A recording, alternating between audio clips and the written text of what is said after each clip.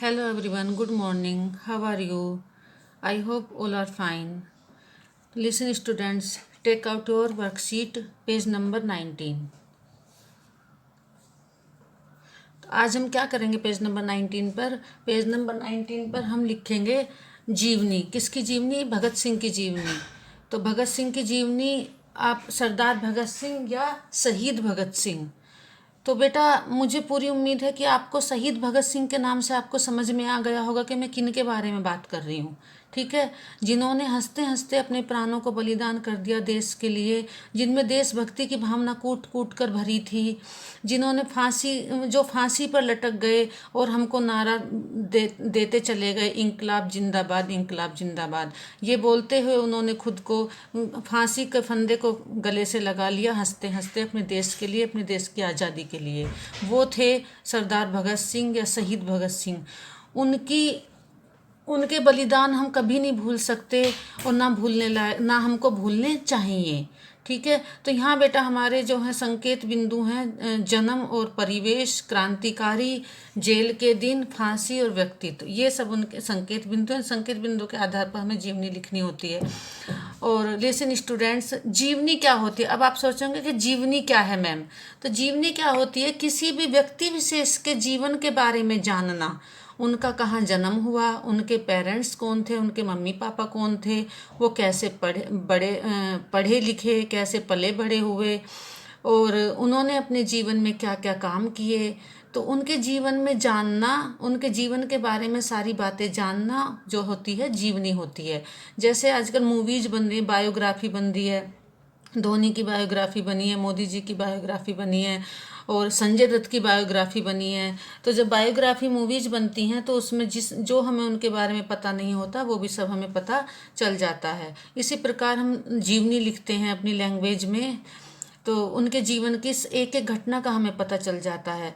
तो बेटा मैंने जो है भगत सिंह की जीवनी के लिए आपको एक यूट्यूब का लिंक शेयर किया है, तो एक बार उसको देख लीजिएगा तो आपको थोड़ा इजी हो जाएगा और ज़्यादा जानकारी उनके बारे में मिल जाएगी। क्योंकि हमारे पास एक सीमित प्लेस है, सीमित जगह है, सीमित पेज है, जो उनकी सारी बातें, सारी जीवन की घटनाएं हमारे इस एक पेज पे नहीं आ सकती। तो क्योंकि उन्होंने बहुत काम किए हैं अपनी लाइफ में, बहुत कुछ किया है देश के लिए, तो वो सारी घटनाएं, वो सारी चीज़ें एक पेज पर नहीं आ सकती। मुझे जो है बहुत शॉर्ट करके इसमें लिखना पड़ा है, क्योंकि फिर हमारे लिए पेज कम हो जाता। तो इसलिए मैंने लिंक शेयर किया है बेटा। अधिक जानकारी के लिए जो है, आप अधिक उनके बारे में जानना चाहते हो तो आप एक बार वीडियो लिंक ओपन करना, उनके बारे में जानकारी लेना, और फिर मैं आपसे पूछूंगी आपने क्या क्या जानकारी ली उनकी जीवनी के बारे में, उनके बारे में। ठीक है, तो चलिए बेटा अब हम पैसेज पे इस पे आते हैं, इस पे पैसेज पे आते हैं, अपनी जीवनी पे आते हैं। भगत सिंह का जन्म 28 सितंबर 1907 को पंजाब के लायलपुर जिले के बंगा गांव के एक देशभक्त सिख परिवार में हुआ था। भगत सिंह का जन्म कब हुआ था? 28 सितंबर 1907 को पंजाब के लायलपुर जिले के बंगा गांव के एक देशभक्त सिख परिवार में। मीन्स वो उनके चाचा और उनके पापा देशभक्त थे, देश के लिए काम करते थे और देशभक्ति की भावना उनके अंदर थी। तो सिख परिवार, तो सिख कौन होते हैं बेटा? जो सर पे पगड़ी बांधते हैं, सरदार, वो होते हैं सिख परिवार में हुआ था। उनकी माता का नाम विद्यावती व पिता का नाम सरदार किशन सिंह था। उनकी माता जी का नाम क्या था? मम्मी का नाम क्या था? विद्यावती। और उनके पिताजी का नाम क्या था? सरदार किशन सिंह। उन्होंने आर्य समाज को अपना लिया था। आर्य समाज एक संस्था होती है, जैसे गायत्री परिवार वाले होते हैं, हम गायत्री माता की पूजा करते हैं, तो आर्य समाज भी एक संस्था होती है। तो उन्होंने आर्य समाज को अपना लिया था और उनके परिवार पर आर्य समाज व महर्षि दयानंद की विचारधारा का गहरा प्रभाव था। किसका प्रभाव था? महर्षि दयानंद की विचारधारा का गहरा प्रभाव था। भगत सिंह बचपन से ही ब्रिटिश सरकार से घृणा करते थे। ब्रिटिश सरकार कौन होती है? कौन थी? अंग्रेजों की सरकार। जो अंग्रेजों की सरकार थी वो ब्रिटिश सरकार थी। ठीक है, और ब्रिटिश सरकार से बचपन से ही घृणा क्यों करते थे? कोई भी व्यक्ति, कोई भी बच्चा किसी से ऐसे ही कोई घृणा नहीं करने लगेगा, ऐसे कोई नफरत नहीं करता है। उनके पापा और उनके चाचा देशभक्त थे, तो उनके घर में ये चर्चा चलती रहती थी कि ब्रिटिश सरकार ने क्या गलत किया है, किस पे कितने अत्याचार किए हैं, और अपने देश को आज़ाद कराने के लिए क्या काम करना होगा, क्या वर्क करना होगा। तो ये सब बातें उनके घर में वो बचपन से सुनते आए थे, तो इसीलिए वो ब्रिटिश सरकार को पसंद नहीं करते थे, ब्रिटिश सरकार से नफरत करते थे। तो जब हम छोटे होते हैं, छोटे हों या बड़े हों, छोटे बचपन में ज़्यादा होता है, जैसे परिवार में जैसे माहौल में हम पले बड़े होते हैं उसका हमारी लाइफ पे बहुत इफ़ेक्ट पड़ता है। वही हम सीखते हैं जो हम देखते हैं, जो हमारे परिवार में होता है। तो उनके पापा उनके चाचा देशभक्त थे, तो उनमें भी देशभक्ति की भावना थी। एक तो भगत सिंह में जो है देशभक्ति की भावना कूट कूट कर जन्म से ही भरी हुई थी। फिर उनको अपने घर में माहौल भी इस तरह का मिल गया कि उनके घर में देशभक्ति की भावना की बातें होती रहती थी। ठीक है, तो जैसा हमारे घर में माहौल होता है, जैसे हम अपने पेरेंट्स से, अपने चाचा से, ताऊ से या दादा दादी से जो बातें हम सुनते हैं, जिस तरह की बातें हमें सुनने को मिलती हैं, वैसा ही हमारे दिमाग पे फर्क पड़ता है, वैसे ही हम हो जाते हैं। ठीक है, इसलिए कहते हैं बेटा बचपन में अच्छी हैबिट सीखो, अच्छा सीखो, कुछ भी बैड हैबिट नहीं सीखो। इसीलिए क्योंकि जो चीज़ें हम बचपन में सीखते हैं वो हमेशा हमारे साथ रहती हैं।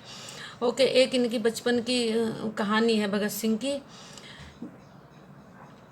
एक बार इन भगत सिंह के पापा और उनके जो है मित्र एक खेत पे गए थे, अपने खेतों में, और भगत सिंह उनके साथ गए थे। तो भगत सिंह उस समय 5 साल के थे।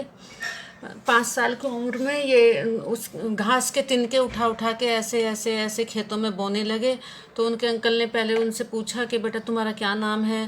तो भगत सिंह ने जवाब दिया, मेरा नाम भगत सिंह है। कि आप क्या करते हो?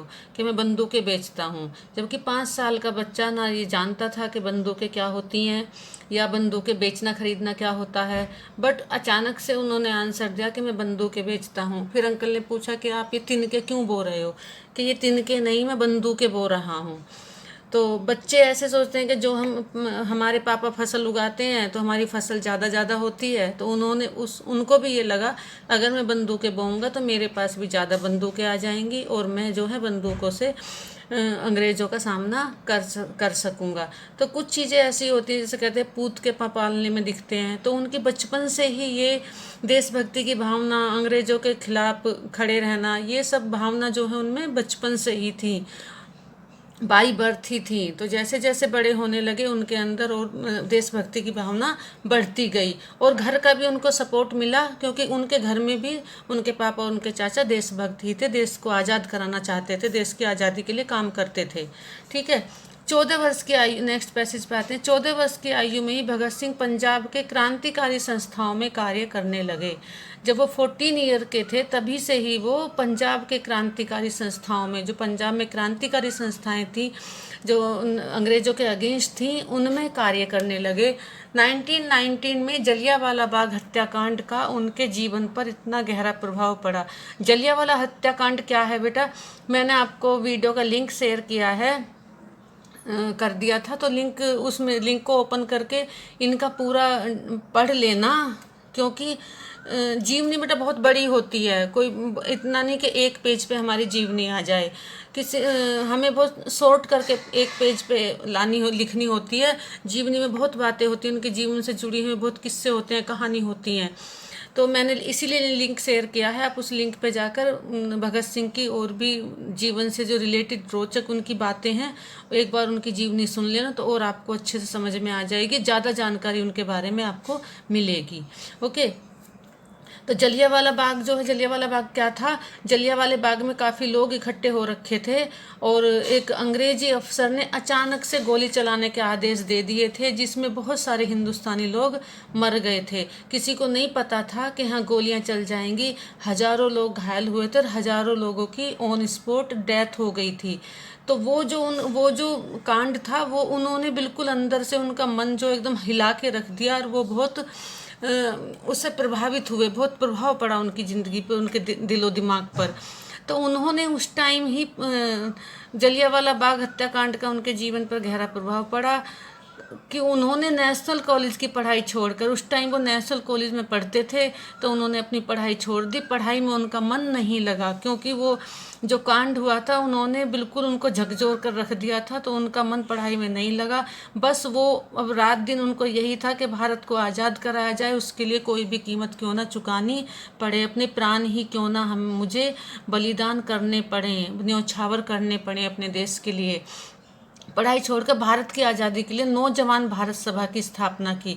नौजवान भारत सभा मीन्स अपनी उम्र के यंग लोग, यंग लड़के जो हैं, उन्होंने सभा की यंग लोगों को बुलाया और एक सभा बनाई, एक सभा की स्थापना की अपने देश को आज़ाद कराने के लिए। भगत सिंह 2 साल जेल में रहे। इस दौरान भी वे अपने क्रांतिकारी लेख लिखते रहे। भगत सिंह करीब करीब 2 साल जेल में रहे थे। किसी केस में उनका नाम आ गया था। आप वीडियो पे लिंक ओपन करोगे, उनके बारे में पूरी उनकी जीवनी सुनोगे तो आपको सारा समझ में आ जाएगा, क्योंकि बेटा इतना सारा मैं नहीं लिख सकती, इस पे नहीं आएगा। तो लेख लिखते रहे और अपने विचार व्यक्त करते रहे। वो जेल में तो चले गए, बट उनको ऐसा लगा कि मैं जेल में आ गया हूँ और मेरे विचार जो हैं लोगों तक अगर नहीं पहुँचे तो ये देशभक्ति की भावना कहीं हल्की ना हो जाए, या जो स्वतंत्र भारत को स्वतंत्र कराने की जो चिंगारी है ये कम ना हो जाए, ये चिंगारी यूं ही भड़कती रहे, यूं ही चिंगारी बढ़ती रहे। इसके लिए वो अपने जेल में भी अपने लेख लिखते रहे। भगत सिंह जो अच्छे वक्ता थे, अच्छे राइटर थे। वक्ता कौन होते हैं? जो अच्छे से अपनी बातों को बोलते हैं, जिनको तरीका आता है बोलने का, प्रभावशाली लैंग्वेज होती है जिनकी। प्रभावशाली लैंग्वेज क्या होती है? प्रभावशाली लैंग्वेज ऐसी होती है कि अगर हम किसी से बात करते हैं तो सामने वाले पे इतना प्रभाव जाता है कि वो हम पे विश्वास करे कि ये जो बंदा बोल रहा है ठीक ही बोल रहा है, ये गलत नहीं बोल रहा है, सामने वाले हमारी बातों पे विश्वास करता है। तो वो होती है प्रभावशाली भाषा जो होती है। तो वो अच्छे वक्ता थे और अच्छे राइटर थे। तो जेल में जाने के बाद भी उन्होंने अपना राइटिंग वर्क बंद नहीं किया। वो अपने विचारों को कंटिन्यू लोगों तक पहुँचाना चाहते थे और लेख लिखते रहे और अपने विचारों को कंटिन्यू पहुंचाते रहे, अपने क्रांतिकारी लेख लिखते रहे। उन्होंने 2 न्यूज़पेपरों में अपने लेख लिखे और न्यूज़पेपर के द्वारा अपने भावनाओं को व्यक्त किया और लोगों तक पहुंचाया, ताकि देश में देशभक्ति की भावना कम ना हो, स्वतंत्रता की चिंगारी बढ़ती रहे, लोगों में देश को आज़ाद कराने की चिंगारी बढ़ती रहे, जिज्ञासा बढ़ती रहे। उन्होंने व उनके साथियों ने जेल में 64 दिनों की भूख हड़ताल भी की। उनके और उनके दोस्त जो जेल में थे उन्होंने 64 दिनों मीन्स 2 मंथ 4 डेज की भूख हड़ताल भी की। इसके बाद लाहौर षड्यंत्र के मुकदमे में, लाहौर षड्यंत्र क्या था? लाहौर षड्यंत्र के मुकदमे में भगत सिंह व उनके 2 साथियों राजगुरु व सुखदेव को 23 मार्च 1931 को फांसी दे दी गई। लाहौर षड्यंत्र के मुकदमे में भगत सिंह व उनके 2 साथियों, उनके साथी कौन कौन थे? राजगुरु और सुखदेव, दोनों को 23 मार्च 1931 को फांसी दे दी गई। अंग्रेज़ों ने जो है, उनके फांसी का टाइम बेटा नेक्स्ट डे था, लेकिन अंग्रेज़ों को लगा कि इनको कोई छुड़ा ना ले, इनकी फांसी जो है पोस्टपोन ना हो जाए, तो ये उनके साथ धोखा किया था। उनको टाइम से पहले ही फांसी दे दी गई थी। टाइम से पहले ही अचानक से बोल दिया गया था कि इनको तुरंत ही फांसी दे दी जाए, टाइम से पहले। फिर भी तीनों देशभक्तों ने इंकलाब जिंदाबाद कहते हुए देश पर अपने प्राण न्योछावर कर दिए। तो भगत सिंह ने हमें कौन सा नारा दिया? इंकलाब जिंदाबाद। जब उनको फांसी के लिए ले जाया जा रहा था तीनों को, तो तीनों के चेहरे पर एक मुस्कान थी, एक खुशी थी, और वो इंकलाब जिंदाबाद का नारा लगा रहे थे। मुस्कान और खुशी क्यों थी? क्योंकि उन्हें पता था कि हमारा ये बलिदान व्यर्थ नहीं जाएगा, हमारा ये बलिदान वेस्ट नहीं जाएगा, और ना गया, बलिदान उनका व्यर्थ गया भी नहीं, और उनको मालूम था कि बलिदान व्यर्थ जाने वाला नहीं है। तो अपने प्राण जो है देश पर न्योछावर कर दिए। आज भी सारा देश उन्हें नम आंखों, गंभीरता व सम्मान से याद करता है। हमें उनके बलिदान को कभी नहीं भूलना चाहिए। तो बेटा आज जो हम स्वतंत्र देश में बैठे हैं, स्वतंत्र अपने भारत में बैठे हैं, ये ऐसे ही स्वतंत्रता सेनानियों की, स्वतंत्र वीर जवानों की वीर जवानों के बलिदानों से ही हम आज स्वतंत्र भारत में बैठे हैं। अदरवाइज हम अंग्रेज़ों के ग़ुलाम थे और अंग्रेज़ हम पे जो अपनी हुकूमत चलाते थे, जो वो कहते थे वो करना पड़ता था। बहुत अत्याचार भी करते थे भारतीय लोगों पे, हिंदुस्तानी लोगों पे। तो इतने वीर जवान शहीद हुए, अपने प्राणों की आहुति दी, अपने प्राणों को बलिदान किया देश के लिए, तब जाके हम आज आज़ादी में बैठे हैं अपने। और आपने बेटा उस झांसी की रानी मूवी देखी होगी। झांसी की रानी मूवी में भी अंग्रेज़ों के अत्याचार दिखाए हैं। उसमें किसी की भैंस खोल लाए, किसी की बकरी वगैरह खोल लाते थे, कुछ भी मतलब ले लेते थे। उन पे कोई, वो सब पे जोर ज़बरदस्ती करते थे, लेकिन उन पे कोई ज़बरदस्ती नहीं कर सकता था। और ऐसे किसानों का था, खेत किसानों के होते थे, बीज किसानों के होते थे, और खाद किसान लगाते थे, मेहनत करके फसल किसान उगाते थे, लेकिन उनको उसमें से लगान चाहिए ही होता था, क्योंकि उनकी सरकार थी। वो अगर चाहते तो वो खेत छीन भी लेते थे। खेत हमारे होते थे, किसानों को होते थे, फिर भी वो छीन सकते थे, छीन लेते थे। फसल किसानों की किसी प्राकृतिक आपदा के कारण अगर नहीं अच्छी भी होती थी, किसानों को फसल नहीं प्रॉफिट में होती थी, लेकिन उनको इस बात से कोई मतलब नहीं होता था, उनको अपना लगान चाहिए ही होता था। तो इन सब चीज़ों से परेशान होकर जो है लोगों में देश को आज़ाद कराने की भावना आई, और ऐसे ही वीर जवानों के कारण आज हम स्वतंत्र भारत में रहते हैं। तो ऐसे वीर जवानों को, ऐसे शहीदों को हमें हमारी तरफ से सत सत नमन है, और हमें सदैव उनको नमन करना चाहिए। Okay, bye, take care.